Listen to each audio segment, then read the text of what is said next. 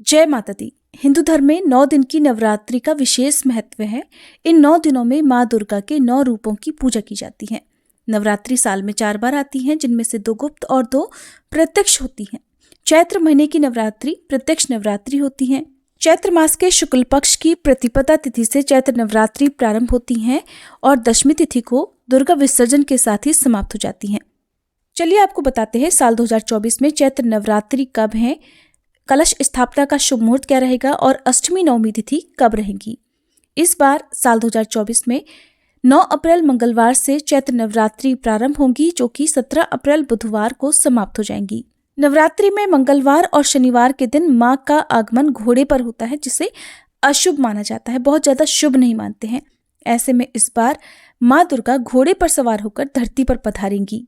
कलश स्थापना की तिथि और शुभ मुहूर्त रहेगा 9 अप्रैल मंगलवार को प्रतिपदा तिथि के दिन, जो कि सुबह 6:02 से 10:16 तक का रहेगा। अगर आप इस समय कलश स्थापना ना कर पाए तो अभिजीत मुहूर्त में यानी सुबह 11:57 से दोपहर 12:48 के बीच में भी कलश स्थापना कर सकते हैं। इस बार किसी भी तिथि की गड़बड़ नहीं है। 9 दिन की पूजा करने का पूरा समय मिलेगा। अष्टमी तिथि रहेगी 16 अप्रैल मंगलवार को, नवमी तिथि रहेगी 17 अप्रैल बुधवार को और दशमी तिथि 18 अप्रैल गुरुवार को होगी। दशमी तिथि को नवरात्रि व्रत का पारण और दुर्गा विसर्जन किया जाएगा। इसी के साथ नवरात्रि व्रतों का समापन हो जाएगा। नवरात्रि के ये 9 दिन बहुत ही पवित्र माने जाते हैं। इन 9 दिनों में भक्त अपनी अपनी सामर्थ्य के अनुसार माता रानी की पूजा करते हैं। इन 9 दिनों में नाखून, बाल आदि काटने के लिए मना किया जाता है। व्रतधारी को पूजा करते समय काले रंग के वस्त्र नहीं पहनने चाहिए। विधि विधान से सुबह और शाम की पूजा करनी चाहिए। वैसे तो कलश स्थापना करना बहुत ही शुभ माना जाता है। अगर आप किसी कारण से कलश स्थापना नहीं कर पाते हैं तो बिना कलश स्थापना के भी आप नवरात्रि के 9 दिन की पूजा या 9 दिन के उपवास रख सकते हैं। इन 9 दिनों में अखंड ज्योत भी जलाई जाती है, जो कि 9 दिन और 9 रात तक लगातार चलती रहती है।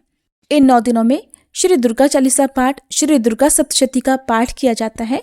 अपनी अपनी परंपराओं के अनुसार अष्टमी और नवमी तिथि को कन्या पूजन किया जाता है और इसके बाद शुद्ध सात्विक भोजन ग्रहण करके, अन्न ग्रहण करके ये उपवास खोला जाता है। नवरात्रि के व्रत में भक्त अपनी सामर्थ्य के अनुसार, अपनी शारीरिक क्षमता के अनुसार उपवास रखते हैं। जैसे कि कुछ लोग इस व्रत को केवल जल के साथ रखते हैं, कुछ लौंग का जोड़ा ग्रहण करके रखते हैं, कुछ लोग एक समय फलाहार ग्रहण करके रखते हैं। फलाहार में सेंधा नमक से बना हुआ फलाहार जैसे आलू, लौकी, कुटू या समा के चावल आदि ग्रहण किए जा सकते हैं। मौसमी फलों का और भरपूर मात्रा में दूध और जल का सेवन इस दौरान किया जाता है। लेकिन जो लोग व्रत भी रखना चाहते हो लेकिन बिना अन्न के नहीं रह सकते, वो इस व्रत में एक समय शुद्ध सात्विक भोजन, जो कि सेंधा नमक से बना हुआ हो, लहसुन प्याज से रहित हो, भोजन भी शाम के समय कर सकते हैं। कलश विसर्जन या दुर्गा विसर्जन नवमी तिथि के बाद ही करना चाहिए। तो 17 अप्रैल बुधवार को दोपहर 3:14 तक नवमी तिथि रहेगी, जिसके बाद से दशमी तिथि प्रारंभ हो जाएगी। तो ऐसे में आप इस दिन शाम को सूर्यास्त से पहले तक विसर्जन कर सकते हैं।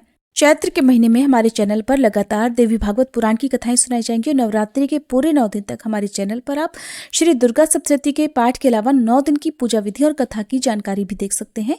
जानकारी अगर अच्छी लगी हो तो वीडियो को लाइक और चैनल को सब्सक्राइब नहीं किया हो तो प्लीज अभी सब्सक्राइब करके बेल आइकन प्रेस करना मत भूलिएगा।